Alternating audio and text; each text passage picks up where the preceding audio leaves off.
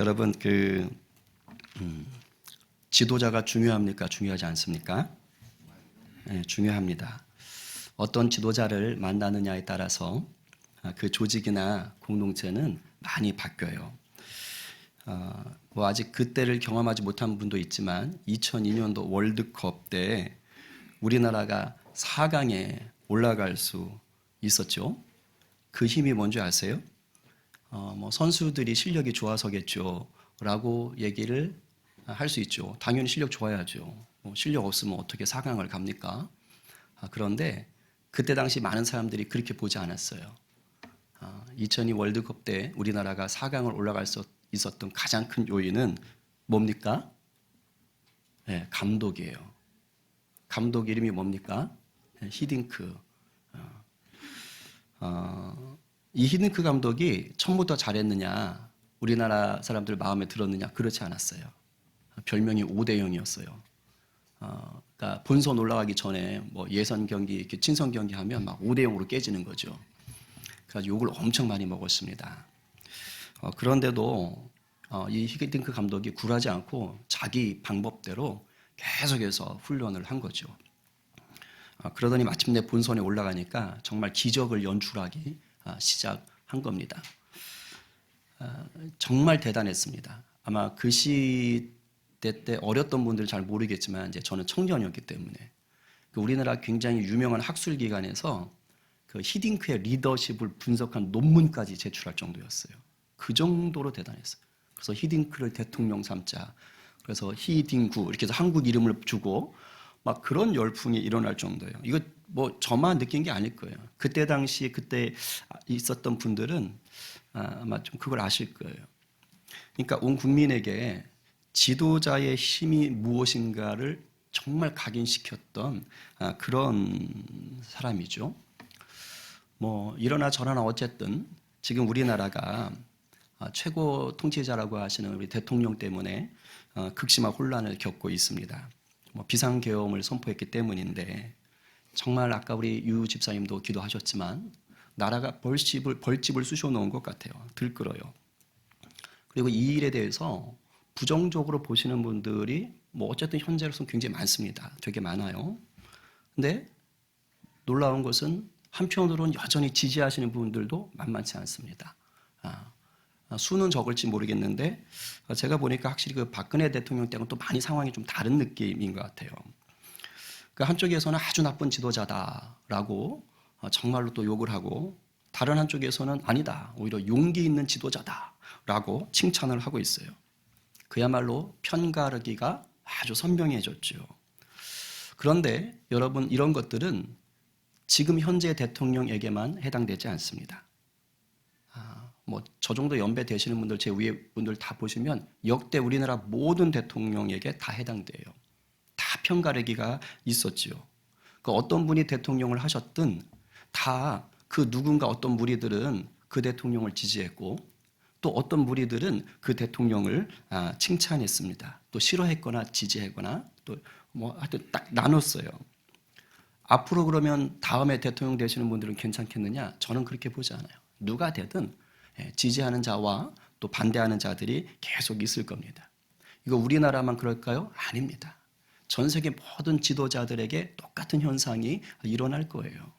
미국 지금 트럼프 대통령이 됐지만 사람들이 엄청 열광하는 것 같지만 또 막 굉장히 싫어하는 사람들도 또 많거든요. 그러니까 이게 이 세상입니다. 이게 현상적인 거예요. 저는 이런 현상을 보면서 분명하게 깨닫게 된 것이 있습니다. 사람은 그 어떠한 지도자도 완벽할 수가 없다. 인간은요, 불완전합니다. 그러니까 지도자뿐만 아니라 모든 인간이 불완전해요. 그렇기 때문에 누가 지도자가 되든 그 사람이 아무리 능력이 많아도 모든 사람을 다 만족시킬 수는 없지요. 더군다나 요즘 시대는 갈수록 개인주의, 상대주의가 더 심해져요. 그러니까 절대 지지, 전폭적인 지지를 받는다? 이건 더더욱 힘든 세상입니다. 지금 우리나라 그 어느 때보다 지도자에 대한 갈증과 갈등이 아주 심화되어 있어요. 근데 저는 이게 지금 보면 대통령에게만 해당되는 게 아닙니다. 여당이든 야당이든 정말 온 국민이 그래 이 사람이지, 이 사람만이 우리를 살릴 수 있지 라고 마음 편하게 이렇게 얘기할 수 있는, 지지할 수 있는 그런 사람이 보이질 않아요. 네. 다들 걱정이 많습니다. 어떤 정치인은 뭐가 가니까 뭐가 온다 뭐 이런 식으로 아주 그냥 비난하기도 하고 뭐 그런 이야기들도 많아요. 근데 이런 지금 혼란의 시기에 이 어두울 때 우리가 또다시 뭘 맞았어요? 이 성탄 시즌을 맞은 거예요. 이제 3일 뒤면 성탄인 거예요. 근데 한편으로는 제가 감사가 나오더라고요. 왠지 아세요? 주님이 이 성탄을 통해 우리에게 말씀하시기 때문입니다. 아멘이세요? 들으시는 귀가 있기를 간절히 바랍니다. 여러분, 성탄절이 뭐지요? 성탄절. 예수님이 이 땅에 오셨다는 것을 기뻐하는 날이죠. 맞죠? 네, 여러분 성탄절을 성탄절로 지키시기 바랍니다. 지금 세계가 이상해지고 있어요. 여러분 석가탄신일을 사람들이 뭐라고 부르죠? 석가탄신일이라고 하죠. 근데 요즘 세상 사람들이 지금 우리나라도 심해졌는데 성탄절을 뭐라고 하는 줄 아세요? 영어로 뭐라고 해야 돼요? 크리스마스라고 해야 되죠. 근데 지금 뭐라고 하는지 아십니까? 제가 엘리베이터를 탔더니 레고랜드 성탄절인데 브릭스마스? 뭐 그런 식으로 써 있고 그 다음에 홀리데이, 크리스마스란 용어를 쓰질 않습니다. 석탄일은 석탄이래요. 근데 크리스마스란 용어를 안 써요. 이미 미국은 홀리데이란 말로 바뀌어버렸죠. 이상하게 돌아가는 거예요. 여러분 성탄절을 성탄절로 지키십시오. 놀고 즐기려고 하지 마세요. 영적 육적 간음을 멈추세요. 기도 때 아멘 하셨으면. 그러니까 우리가 성탄절을 지금 이 어둡고 혼란한 시기에 지켜야 돼요. 그러면 예수님이 나셨다라는 것을 우리가 기뻐한다는 건 뭘까요? 그것은요, 예수님이 그냥 애가 태어났다 이게 아니에요. 그게 아니라 이 세상에는 도저히 나올 수 없는 그런 왕으로 이 땅에 오셨다라는 거예요. 그걸 기뻐하는 것입니다. 그래서 지도자로 인해서 이 혼란이 극심한 이때 이 성탄은 사실 우리에게 특별한 해답이 될 수가 있습니다. 그걸 믿으시기 바랍니다. 우리가 정말로 의지해야 될 왕이 누군지를 돌아보고 다시 한번 되새기게 하는 시간이 되기 때문입니다. 이해실 사모님이 책을 썼지요. 공전의 히트를 기록한 성경 안내에서 성경이 읽어지네. 이 사모님은 그 성경책을 하나의 주제로 풀어내요. 뭐냐면 왕이 누구냐? 왕이 누구냐를 가지고 성경을 풀어서 설명하는 겁니다. 이 땅에 나온 수많은 세상의 왕들이 진짜냐? 아니면 삼위일체 하나님이 진짜 왕이냐? 도대체 누구냐? 이 관점으로 그 책을 풀었어요. 성경을 풀었죠.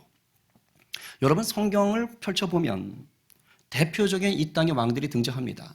이집트의 파라오, 바벨론의 느부갓네살, 로마의 황제, 세상을 주름잡았던 걸출한 왕들이 나오죠.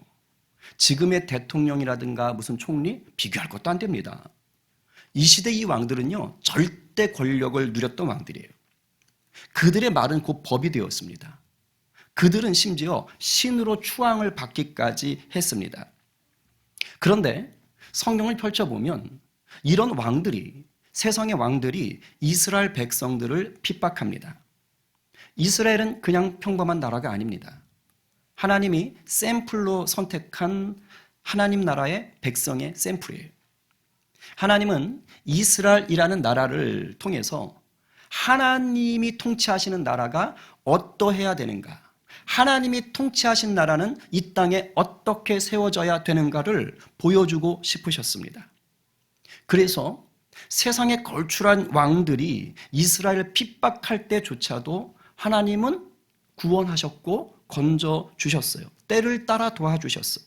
심지어 하나님 나라 백성이라는 이스라엘의 왕들이 하나님을 거역하고 그 백성들이 하나님 앞에 거절하고 하나님을 비난하고 하나님의 말씀을 뒤돌아설 때조차도 하나님은 이스라엘을 포기하지 않았어요. 왜요? 하나님 백성으로 선택하셨기 때문이에요. 이것을 통해서 하나님은 이스라엘을 지키는 왕이 진짜 누구냐? 너희들을 점령한 세상에 걸출한 왕이냐? 아니면 너희들 스스로 너희들도 지키지 못하는 그런 허수아비 같은, 그런 폭군 같은 그런 왕들이냐? 아니다. 내가 너희들의 왕이다 라는 것을 보여주셨습니다. 그리고 다윗이라는 사람을 왕으로 세우셔서 하나님이 기뻐하는 이 땅의 왕은 어떠한 모습이어야 되는가 밑그림을 그려주셨어요. 다윗이 완전한 게 아니라 다윗이라는 왕을 통해 이 정도는 되었으면 좋겠네 라고 하나님이 보여주고 싶은 거예요. 그러나 다윗도 완전할 수는 없지요. 왜? 인간이니까, 피조물이니까. 그도 죄에서 자유롭지 못했습니다. 우리아의 아내 밧세바를 간음하고 그 남편 우리아를 살인으로 내모은 것은요, 치명적인 죄였죠. 하나님이 다윗이 이럴 거라는 걸 모르셨을까요? 아니요. 아셨을 거예요. 당연히 그럴 수밖에 없는 자라는 것도 아셨을 거예요. 그러나 하나님이 그럼에도 다윗을 선택한 것은 뭐지요? 그 중심에 하나님을 두려워하는 마음이 있었어요. 그는 회개했습니다. 하나님이 그 용서하셨어요. 받았어요. 이것을 통해서 하나님이 뭘 보여주셨어요? 세상의 왕 완벽하지 않아. 진짜 왕인 하나님은 연약하고 부족한 인간을 통해서도 하나님을 경외하고 하나님을 두려워한다면 그를 통해서도 하나님을 일하신다. 이것을 보여주고 싶으셨습니다. 나아가서 다윗 왕을 통해서 보여준 것은 이 세상 나라의 왕은 그 어떤 누가 와도 다윗같이 훌륭한 왕이 와도 결코 완전할 수가 없다. 이걸 다시 한번 정확하게 보여준 거예요. 다윗. 지금도 이스라엘은요, 다윗 왕조 같은 시대를 회복하고 싶어 합니다. 하나님은 그런데 그거 완전하지 않아. 그러면서 뭘 얘기하고 싶은 거예요? 너희들이 진실로 찾아야 할 왕이 누군 줄 아느냐? 바로 그것을 하나님은 바라보게 하신 거예요. 다윗 왕의 연약함을 통해 그럼에도 불구하고 하나님이 그 왕조를 통해서 그 후손을 통해서 진짜 우리가 바라봐야 될 왕이 누구냐? 다윗이 아니라 바로 다윗 후손에서 나오게 될 진짜 왕이 있다. 너희는 그 왕을 기다리는 자가 되라. 이렇게 우리 가운데 약속하십니다. 신약과 구약 중에 구약 성경은 우리에게 진정한 왕으로 오실 분이 누군가를 기다리게 하고 기대하게 하는 수많은 약속으로 가득 차 있어요. 오늘 우리가 본 이 본문도 하나님의 그 약속 중에 한 구절이에요. 여러분 잘 들으세요. 그래서 오늘 이 시대 이 대한민국에 살아가는 우리들에게 하나님이 무엇을 던져주시고 교회를 통해 믿음의 사람들을 통해 이 시국에 어떻게 행동하기를 원하시는지를 깨달아 알기를 간절히 바랍니다. 우리 6절 다시 한번 읽겠습니다. 시작. 이는 한 아기가 우리에게 낳고 한 아들을 우리에게 주신 바 되었는데 그의 어깨에는 정사를 메었고 그의 이름은 기묘자라 모사라 전능한 하나님이라 영존하시는 아버지라 평강의 왕이라 할 것임이라. 아멘. 여러분 이 구절은 예수님의 탄생을 예언한 겁니다. 이사야 선지자는 예수님이 탄생하시기 전 약 750년 전후에 활동을 합니다. 그러니까 꽤 오래전에 예언된 것이죠. 그러니까 이사야 선지자가 살았던 당시에 이 말을 들었던 사람들은 이 말이 지금 나중에 750년 뒤에 예수라는 왕이 태어난다는 거구나 그렇게 생각한 사람은 1도 없었을 거예요. 아무도 몰랐을 것입니다. 원래 예언이 그래요. 아마 그때 당시 사람들은 하나님이 우리에게 좀 더 좋은 왕을 주시려나 보다. 왜냐하면 그 당시의 왕은 조금 그랬거든요. 그러니까 더 좋은 왕을 주시려고 하나 봐. 이렇게 생각을 했을 거예요. 실제로 성경학자들 중에는 여기서 말하는 이 아기는 아마도 히스기야 왕이던가 아니면 요시야 왕일 거다. 유다 왕들 중에 그래도 참 잘했다 칭찬받는 그런 왕이거든요. 아마 그런 왕일 거다라고 생각해요. 그럴 수도 있을 거예요. 어느 정도는. 그러나 이 구절의 진짜 목적점, 이 구절이 바라보는 것은 예수 그리스도인 것이 분명합니다. 왜냐하면 오늘 이 본문 6절, 7절이 말하는 이런 왕은 인간 속에서 나올 수가 없기 때문이에요.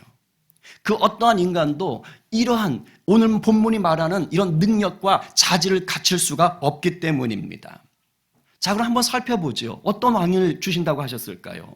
먼저 이 아이 어깨에 무엇을 메었다 그래요? 정사를 메었다. government, 정부입니다. 통치입니다. 다스리는 것입니다. 달리 말하면 이 아이가 왕이 된다라는 거예요. 그러니까 왕을 주시는 거예요. 그러면서 이 아이의 이름을 가르쳐 줍니다. 제 이름은 진철, 하나밖에 없어요. 그런데 이 아이에게는 이름이 여럿입니다. 먼저 기묘자라 모사라라고 얘기를 합니다. 이 말 어렵지요. 저 어릴 때 청년 때 찬양 기묘라 모사라 전능의 왕 뜻도 모르면서 찬양을 했던 적이 있어요. 기묘자라 모사라. 옛날 개그 프로인가? 기묘한 이야기 뭐 이런 것이 있었어요. 그런 뜻이에요. 자, 기묘자라 모사라. 이것을 성경은 해석할 때 두 개의 단어로 보기도 해요. 기묘자다, 모사다. 또는 기묘자인 모사. 하나의 단어로 해석을 할 수도 있습니다. 근데 기묘하다라는 것은 영어로 wonderful이라고 하는데 기이하다 또는 불가사의하다 또는 경이롭다, 놀랍다 이러한 뜻이에요. 그리고 모사는 훌륭한 조언자, 훌륭한 충고자, 상담자, 영어로는 카운셀러라고 표현을 했습니다. 우리가 보는 성경 말고 세번역 성경은 놀라우신 조언자 또는 놀라운 자, 조언자 이런 식으로 번역을 했어요. 누가요? 예수님이요. 우리 주님은 우리에게 상상을 초월하는 놀라운 조언자요 상담가가 되시는 줄 믿으시기 바랍니다. 아멘이요. 자, 그런데 이 뜻만 있는 게 아니에요. 이거보다 먼저 해서 우리가 봐야 될 뜻이 있어요. 그게 뭐냐? 예수 그리스도는 그 어떤 누구에게서도 조언이나 상담을 필요로 하지 않는다. 이게 먼저입니다.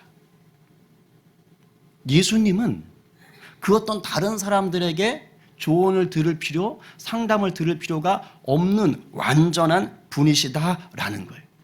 이 세상에 이런 사람이 있나요? 없어요. 만약에 이 세상 사람 중에 누군가가 나는 상담 필요 없어, 나는 그 누구의 조언도 필요 없어 이러면 독불장군 되는 겁니다. 그럴 수 있는 인간이 없어요. 근데 예수 그리스도는 스스로가 스스로의 조언자가 되시고 스스로가 스스로에게 완벽한 상담자가 되시는 분으로 이 땅에 오신다는 것입니다. 그래서 예수님이 우리의 완전한 조언자, 놀라우신 상담자가 되실 수 있는 것입니다. 아멘. 왜요? 그분 자체가 완벽하시기 때문이에요. 여러분, 힘들고 낙심될 때, 인생이 꼬일 때, 답답할 때 많을 거예요. 그럴 때 여러분 주변에 좋은 조언자들 계시잖아요. 그분들도 귀하겠죠. 그러나 먼저 누굴 찾으셔야 됩니까? 예수 그리스도입니다. 왜요? 그분만이 우리의 놀라우신 조언자가 되시기 때문입니다. 아멘입니까? 여러분, 이것은 누려본 자만이 알 수 있는 거예요. 정말 누려본 자만이 알 수 있어요. 이 은혜가 이 어두운 시간 속을 통과하여서 내년에도 계속되기를, 더 깊어지기를 간절히 축원합니다. 기묘자여 모사가 나의 주님이십니다 라고 고백하시기를 축복합니다. 두 번째로 전능하신 하나님이라 라고 얘기합니다. 여러분, 이사야 시대, 고대 시대, 절대 왕권의 시대, 그때 당시 인간은 신으로 추앙을 받았어요. 그러나 그런 시대라고 해도 인간은 불완전한 피조물일 뿐입니다. 자기를 신이라고 추앙하며 자기를 신이라고 부르라고 하면서 그렇게 경배를 받던 그런 왕들도 감기 하나 못 고쳐요. 자기 혼자 감기 바이러스를 해결을 못해요. 더군다나 결정적으로 죽음을 이기지 못합니다. 신이 어떻게 죽어요? 근데 죽어요. 신이라 불리는데 죽어요. 그래서 사람에게는 전능하다라는 말을 붙이는 것이 아니죠. 그럴 수가 없죠.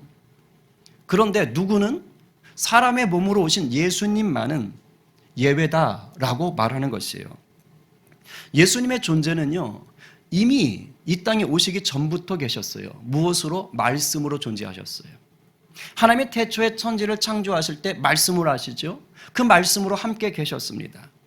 이 땅에 인간의 몸을 가지고 오셨을 때에는 완전한 인간의 몸으로 오셨어요. 그러니까 쉽게 말하면 예수님도 감기 걸리셨을 것이고 화장실 가셨을 것이에요. 곧불 걸려가지고 이거 흘리셨을 수도 있어요. 그죠? 우리 아들처럼 어릴 때는 개미를 잡아먹고서도 시큼하고 맛있네? 또 없나? 이러고 땅을 팠을 수도 있어요. 그러니까 예수님 완전한 인간으로 오신 거예요. 그러나 동시에 예수님에게는 신적인 능력이 있으셨죠. 온갖 병자를 고치셨습니다.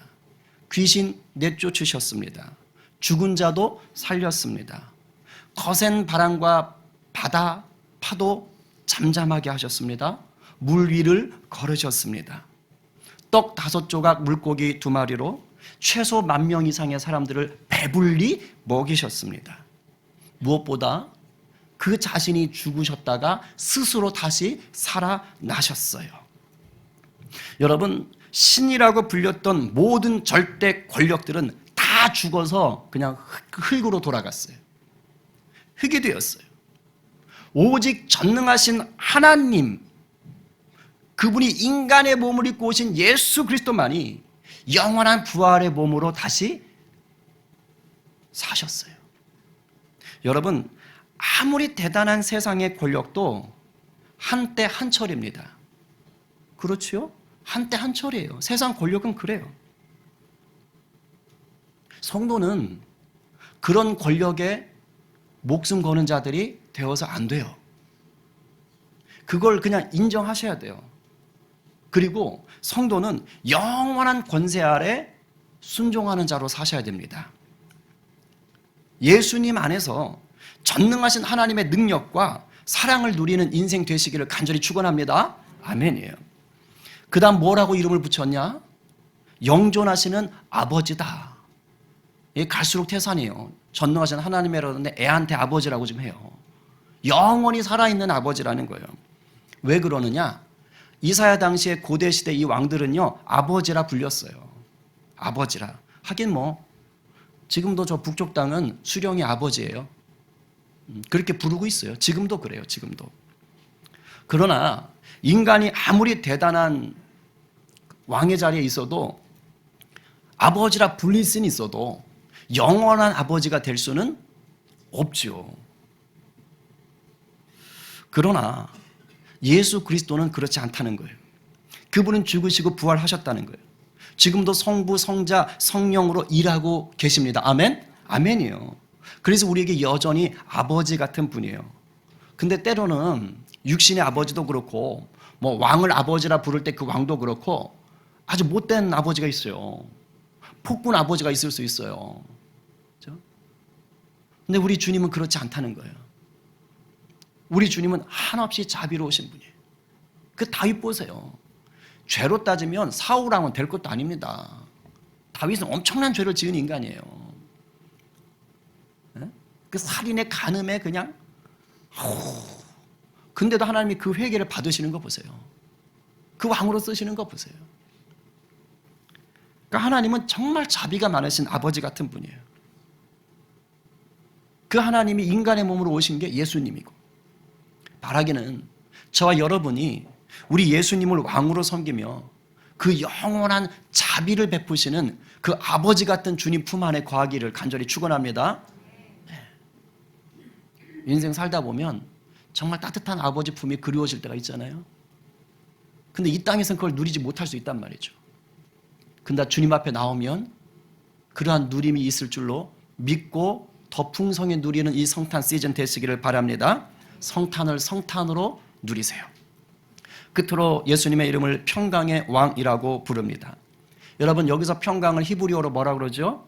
제가 이렇게 단톡방에다가 인사할 때 맨 처음에 쓰는 단어예요. 샬롬. 자, 옆 사람에게 말하세요. 샬롬. 지금도 이스라엘에 가시면 샬롬 하면 일단 다 통합니다. 인도 가면 나마스테, 이스라엘은 샬롬. 그렇죠? 통하는 거예요. 샬롬은 무슨 뜻이냐? 평강, 평화 이런 거죠.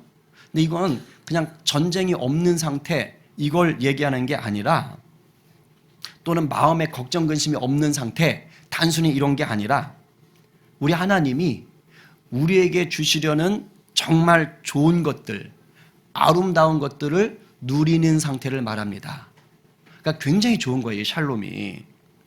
그런데 샬롬 중에 샬롬이 뭔지 아세요? 하나님 우리에게 주시려는 가장 좋은 것, 하나님이 우리에게 주시려는 가장 아름다운 것이 샬롬인데, 이 샬롬 중에 샬롬, 가부부 갑샬롬, 뭘까요? 이 정도 얘기했으면 딱 던지셔야 됩니다. 예자로 시작하시는 분입니다. 예수님이죠. 예수님이세요. 왠지 아세요? 예수님이 오시기 전 우리의 상태는 하나님과 어떤 관계입니까? 네, 왼수 맺은 관계예요. 왼수 맺은 관계. 불화해 있어요.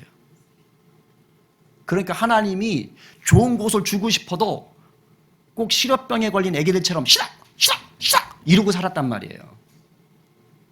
하나님은 주고 싶은데도 싫어 내 맘대로 할 거야 이러고 살았어요. 하나님과 불화했어요. 그러니까 샬롬을 누릴 수가 없는 상태였어요. 그러니까 참다 못한 하나님이 내가 죽자, 내가 죽어 이러고 오셔서 죽으신 분이 예수님이에요. 예수님이 우리를 위해 십자가 달려 죽으심으로, 우리가 아직 죄인 되었을 때 그분이 우리 위해 죽으심으로, 우리를 향한 주님의 그 하나님의 사랑을 미리 확장해 주심으로 우리가 그냥 얼떨결에 하나님과 샬롬한 상태, 화목한 상태가 된 것입니다. 아멘. 이것은 이미 주어진 복인 거예요. 내가 누리느냐 누리지 못하느냐의 문제가 있는 것이지 이미 주신 거예요. 왜? 우리 노력은 안 되니까. 예수님이 샬롬 중에 샬롬인 것을 믿으셔야 됩니다. 아멘이요. 왜요? 우리가 예수님을 통해 하나님과 화목하게 되었기에 비로소 하나님이 우리에게 주시는 온갖 좋은 것을 누릴 수 있게 된 거예요. 막혔던 통로가 뻥 뚫린 거예요. 그래서 비로소 공급이 되기 시작한 겁니다. 이게 샬롬이에요. 그래서 우리가 정말 구해야 될 샬롬은 예수님입니다. 예수님 이거 주세요, 저거 주세요, 요거 주세요, 요거 주세요. 이걸 하기 전에 예수님을 주세요. 예수님의 평강을 누리게 해주세요. 예수님과 하나 되게 해주세요. 이것이 우선인 것이에요. 왜? 그분이 샬롬 중에 샬롬이니까. 예수님을 정말 왕으로 모시는 분은요, 예수님과 정말 연합된 분은요, 삶에 어떤 변화가 드러나냐면 삶이 너무 가난하고 고난스럽고 어렵고 스트레스가 그냥 뿡뿡뿡뿡 피어나오고 막 핍박이 있고 심지어 순교의 자리까지 갈 때라도 불구하고 놀랍게도 뭘 누릴 수 있을까요? 평강을 누릴 수가 있습니다. 아무것도 없어요 지금. 그런데 마음에 평강이 임하는 거예요. 이미 그런 은혜를 누리고 계시는 분들이 있을 줄로 믿습니다. 네. 물론 경계선에서 줄타기 하시는 분들도 있을 수 있어요. 풍성한 평강이 넘치길 바랍니다. 여러분, 평화의 왕으로 오신 주님을 반드시 붙잡으시는 성탄 시즌 되셔야 돼요. 이 놀라운 이름을 가지신 예수님이 이사야서에서 기록될 때는 뭐예요? 오신 게 아니라 장차 오실 분으로 예언된 겁니다. 근데 우리에게는 이미 예수님이 오셨어요? 오실 거예요? 오셨죠. 그러니까 그 예언이 이미 이루어진 거예요. 그렇죠? 자, 그러면 예수님의 이런 이름의 능력들이 이제 끝난 거냐? 이루어졌으니까 그게 아니라는 거예요. 여전히 예수님의 그 하나님의 약속은 여전히 계속 ing, 진행형인 것입니다. 왜요? 예수님이 다시 오실 것이기 때문입니다. 그리고 이사야서에서 오늘 본문에 하신 이 약속은 그냥 그대로 있는 것이 아니라 진행이 되면서 점점점 쪼그라들어요. 더 확장돼요. 확장됩니다. 아멘? 이걸 믿으셔야 돼요. 그래야 기분 좋은 거예요. 이 확장되는 은혜, 이름의 권세가 더 누려지기를 축복합니다. 그게 7절이에요. 읽어봐요. 시작.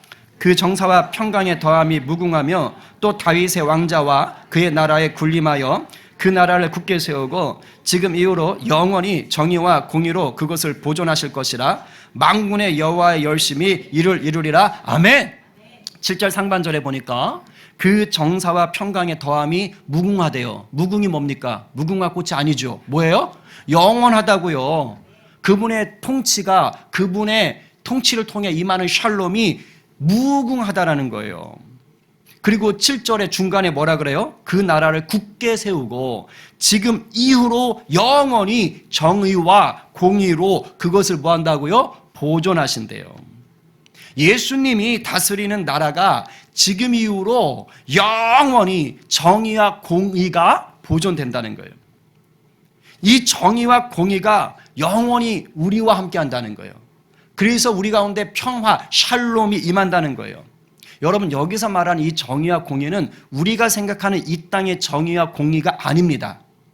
여기서 말하는 정의와 공의의 1차적인 의미는 뭐냐?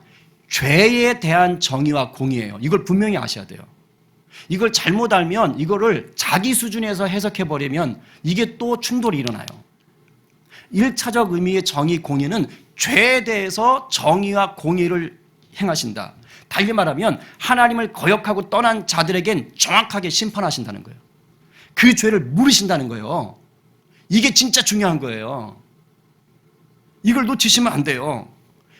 달리 말하면 하나님이 정확하게 죄에 대해서 심판하시니까 내가 죄인인 것을 깨닫고 예수님을 구주로 영접한 자는 이 심판을 당한다, 안 당한다? 안 당한다. 세상의 법은 유전, 무죄, 무전, 유죄, 권력 있는 자가 법을 좌지우지할 수 있는지 모르겠지만 예수님은 그렇지 않다고요. 예수님을 왕으로 모시면 그가 어떤 상황에 어떤 신분에 있든지 상관없이 회개하는 자에게 영생이 있고 예수를 거역하고 회개하지 않는 자에게 영원한 심판이 있다는 것입니다. 이것이 말하는 정의와 공의 첫 번째 뜻입니다. 아멘이에요? 우리는 자녀가 된 줄로 믿으시고 그 자녀의 길을 당당히 걸어가십시오. 나아가 두 번째 뜻이 이 땅에 예수 믿는 자들을 통해서 하나님의 정의와 공의가 실현되는 거예요. 그게 약자를 돌아보는 것이고 불의한 것과 싸우는 것이고 교묘한 거짓을 밝혀내는 것이고 이러한 것들인 것입니다. 이 두 번째가 먼저 가면 안 되는 거예요. 그런데 이런 일들은 우리 힘으로 되는 것이 아니라는 거예요. 만군의 여호와의 뭐가? 열심히. 저는요, 이 하나님의 열심이란 이 말이요, 너무너무 좋아요. 얼마나 은혜가 되는지 몰라요. 왜냐면 우리 아들이 저를 노력파라고 하지만 제가 저를 알거든요. 쎄 빠지게 노력해도 안 되는 게 수두룩해. 모든 인간이 안 되는 게 수두룩해. 아무리 노력해도 안 되는 게 있어요. 그래서 하나님의 열심이 너무 고마워요. 왜? 인간은 안 되는 게 있거든요. 인간이 아무리 굳은 마음을 먹어도요, 지칠 때 있고요, 상처받을 때 있고요, 마음이 헷가닥 바뀔 때가 있어요. 그런데 하나님은 그런 분이 아니라는 거예요. 만군의 열심이, 여호와의 열심이 반드시 이룬다는 거예요. 두 구절만 읽어봐요. 민수기 시작. 하나님은 사람이 아니시니 거짓말을 하지 아니시고 인생이 아니시니 후회가 없으시도다. 어찌 그 말씀하신 바를 행하지 않으시며 하신 말씀을 실행하지 않으시랴. 아멘. 너무 좋아요. 사람은요, 때로는 선의의 거짓말을 할 수밖에 없는 상황들도 있거든요. 하나님 그런 것 자체가 없어요. 하나님은요, 반드시 하신 말씀을 이루시는 분이에요. 그 정점은 내가 너에게 주는 것은 재앙이 아니라 평안이라. 하나님은요, 거짓말하지 않아요. 반드시 실천하실 분이에요. 시편 읽겠습니다. 시작. 이스라엘을 지키시는 이는 졸지도 아니하시고 주무시지도 아니하시리로다. 아멘. 젊을 때야 하루 이틀 3, 4일 방을 셀 수 있겠지만 이게 나이 들면 쉽지 않거든요. 저도 힘들더라고요. 그죠? 근데 우리 하나님은 졸지도 주무시지도 않고 하나님의 열심으로 일을 하시고 성취하시는 분이신 줄로 믿으시기 바랍니다. 아멘이요. 사람은 온전한 신뢰의 대상이 될 수가 없습니다. 그 어떤 대단한 지도자가 와도요, 모두에게 샬롬을 선물할 수가 없어요. 오해는 마세요. 그랬다고 이제부터 세상에 지도자들은 다 필요가 없구나. 다 무시하며 살자. 절대 그런 뜻 아닙니다. 세상의 권위자들 주님이 세우시는 것입니다. 다 주님께서 때를 따라 일을 하세요. 그러니까 여러분들이 그것을 인정하시되 관점을 바꾸셔야 돼요.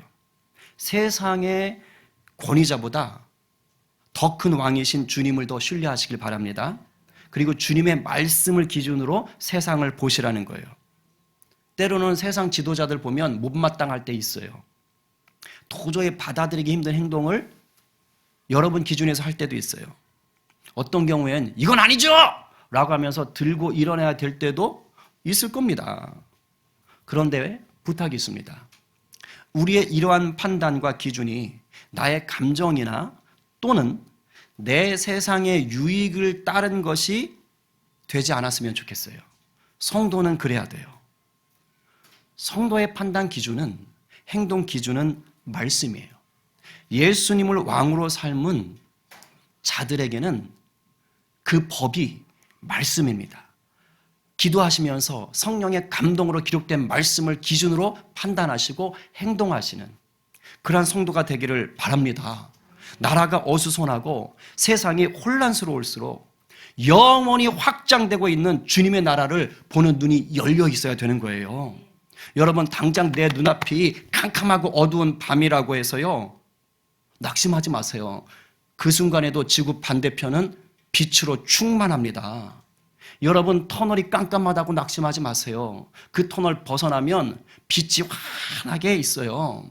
여러분, 복음의 스위치를 올리면 영적인 어두움이 떠나가게 되어 있습니다. 아멘. 하나님의 열심이 오늘도 이 땅의 어두움을 빛으로 평강으로 바꾸어가고 계신 줄로 믿으십시오. 어제나 오늘이나 영원토록 쉬지 않고 또 실수가 없고 성취해가고 계신 줄로 믿읍시다. 그러니 이 성탄을 맞이하시면서 우리가 하나님 나라의 왕의 자녀다, 이것을 다시 한번 확인하십시다. 그리고 평강의 왕을 모시는 백성답게요, 우리 안에 임하는 이 하늘의 평강, 이것을 좀 나누어주는 그런 복의 통로가 되기를 간절히 바랍니다. 오늘 누가 기묘자여 모사여 전능한 하나님이요 영존하시는 아버지여 평강의 왕이신 예수님을 나의 확실한 온전한 왕으로 모시겠어요? 오늘 누가 언제나 변함없는 하나님의 열심 안에서 하늘의 샬롬을 전하는 복음의 통로가 되시겠습니까? 오늘 이 말씀 앞에 아멘, 주님 저죠, 제가 그럴래요, 이렇게 고백하는 저와 우리 모두 되기를 간절히 축원합니다. 아멘. 우리 이 시간 주신 은혜 생각하며 기도해요.